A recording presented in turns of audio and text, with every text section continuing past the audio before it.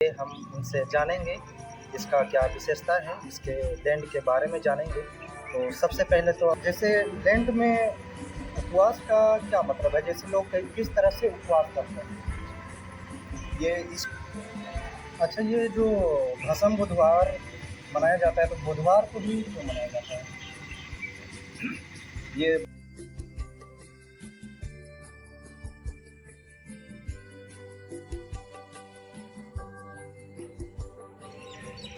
Hello दोस्तों, सबसे पहले तो आप सभी क्रिश्चियन समुदाय के माता-पिता, भाइयों और बहनों को सबसे पहले यीशु सहाय।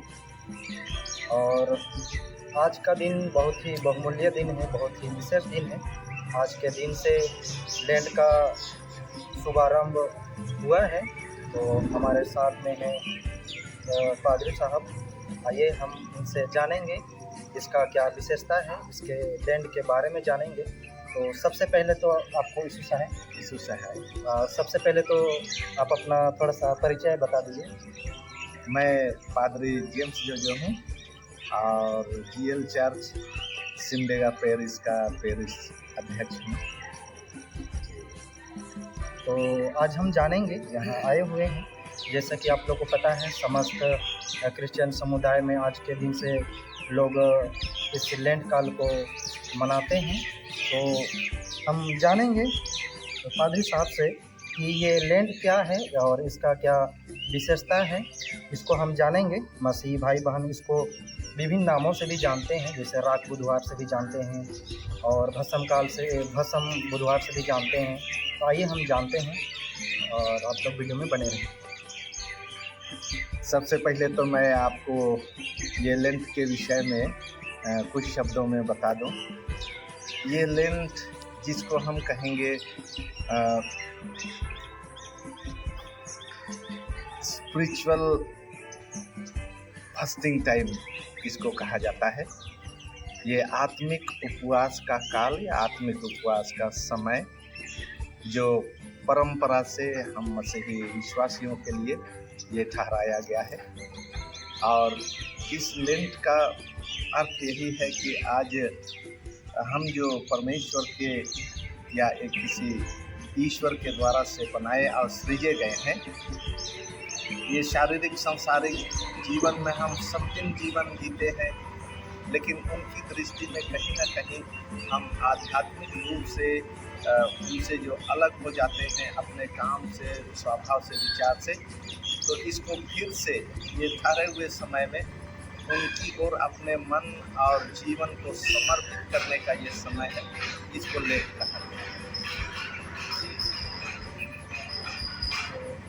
जैसा कि आप लोग सुन पाए, और जैसे लैंड में उपवास का क्या मतलब है? जैसे लोग किस तरह से उपवास करते हैं? ये जहाँ तक उपवास करने की बात है, और इसी के साथ ही सर्वप्रथम जो आज हमारे लिए लेंट या तो उपवास का शुरुआत हुआ है, आज भस्म बुध के नाम से इसको जाना जाता है। इसको हमारे बाइबल में ऐसे हमारे इस्राएली समाज को जो प्रभु परमेश्वर ने चुना था, उनके लिए उनके आंखों देखे उनके लिए एक बहुत बड़ा उद्धार का काम किया।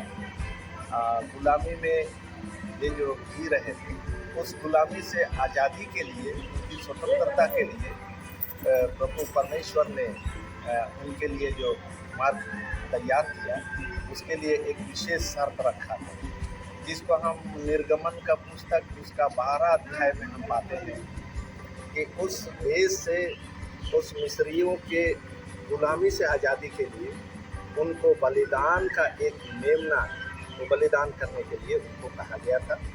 और उसमें 1 वर्ष का नर मेमना और एक निर्दोष मेमना को बलिदान करने के लिए कहा, और उसको बलिदान करके उनके मांस को सादा पका करके आग में भूंज करके उनको खाने के लिए कहा। और जो खाने के बाद में कुछ जो उनका अवशेष बच जाते हैं, उसे जला करके भस्म कर देना, क्योंकि सुबह से तुम्हारा आज़ादी का मार्ग में या स्वतंत्रता के मार्ग में आगे बढ़ने की बात उन्होंने प्रतिज्ञा किया था, इसलिए उनको ये विधि ठहराया था कि उनके मन से जो कुछ भी तुम तैयारी में खान पान से कुछ भी बनाओगे, उसका जो बच जाता है उसको जला करके भस्म कर देना, जला करके राख कर देना। और वैसा ही किए, जला करके भस्म कर दिए, राख किए, लेकिन परमेश्वर के काम को स्मरण करने के लिए उस राख को अपने में टीका लगा करके परमेश्वर के काम को ये याद किए। आज वहीं से शुरुआत होता है भस्म बुद्ध जो कहलाता है। उपवास करते हैं हम लोग, उपवास का शुभारंभ आज से जो होता है ये अब से ठहराए हुए समय तक हम करेंगे। इसमें परमेश्वर जो हम पर अनुग्रह और अपनी सुरक्षा को जो बनाए रखा है, मेल प्रेम के साथ में उसको याद रखें। और इसीलिए इस बुधवार का नाम आज का दिन को भस्म बुद्ध के नाम से कहा गया है। अच्छा, ये जो भस्म बुधवार मनाया जाता है, तो बुधवार को ही क्यों मनाया जाता है? ये बुधवार का दिन इसलिए कि लोगों में उस समय इसराइलियों की आज़ादी के लिए, स्वतंत्रता के लिए उन्होंने 1 से 10 विपत्ति को, जो निर्गमन का पुस्तक में हम वर्णन में पाते हैं, 10 विपत्ति को भेजा।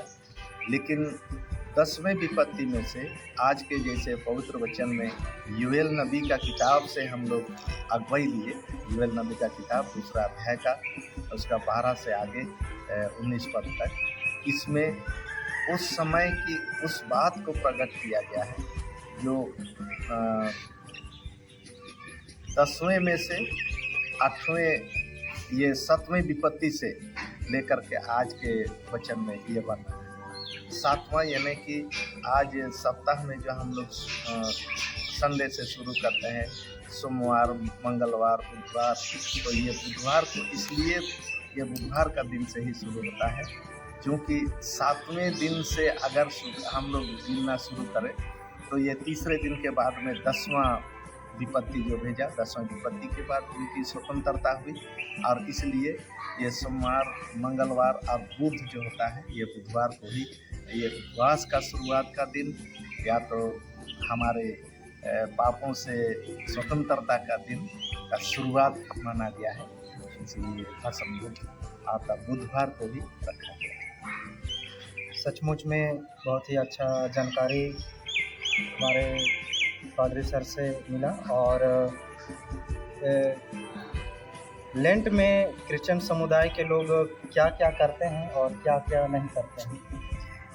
उपवास का अर्थ तो यही है, जैसे कि हम साधारण रूप से हम जानते हैं, अपने जीवन में किसी लक्ष्य को प्राप्त के लिए त्याग और तपस्या करना पड़ता है।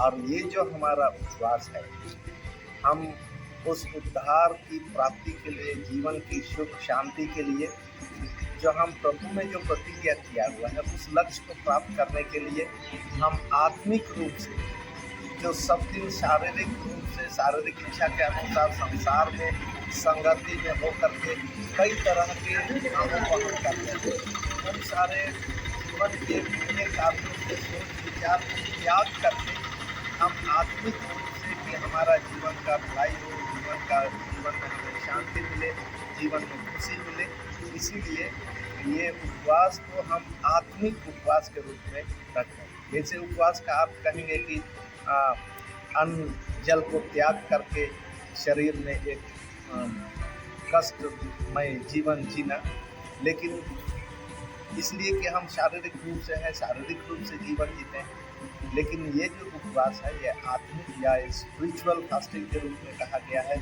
इसमें हम आत्मिक रूप से जो भी हम एक दूसरे के लिए, अपने लिए, परिवार के लिए, समाज के लिए, दूसरों के लिए जो गलत काम है, गलत सोच विचार भावना है, द्वेष है, इसे छोड़ करके हम प्रभु के आज्ञा और वचन के अनुसार आत्मिक उन्नति के लिए काम करें। यही हमारे लिए मसीह समाज के लिए एक सच्चा उपवास है, जिसका शुरुआत आज के दिन से है।